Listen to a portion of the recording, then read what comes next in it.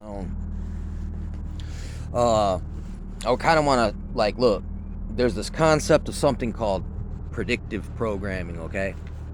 And over about the past 5, 6 years, there has been a bunch of series of games, okay, of video games that were very I get it now. It had a lot of retro, old school music, that's uh, from bygone times, man. Basically the Roaring Twenties and frickin' look, the 50s and the frickin' 60s.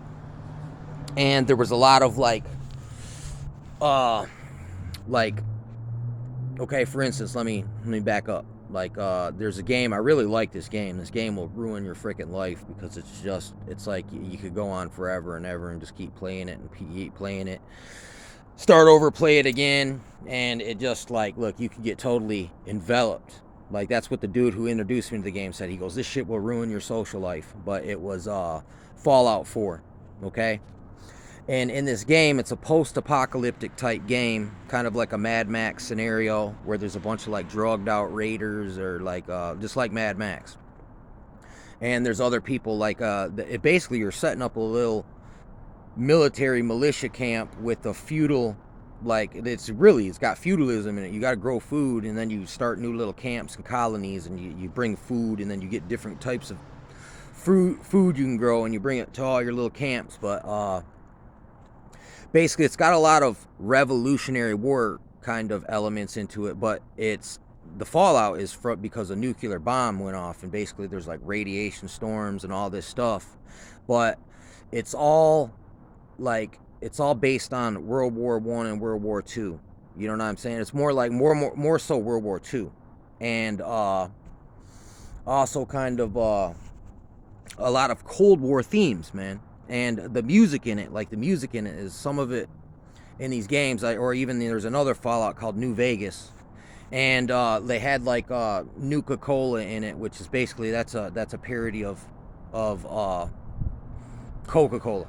Look, I'm telling you, they're using Americana fictionalized. They had gangsters that dressed like the 1920s, the Roaring Twenties, and you get to shoot dudes with Tommy guns, and look, it's like a mosh posh, like a smash up of old school with new technology. You also had mechanized suits you could wear, right? But it's they really were really playing around, really amalgamating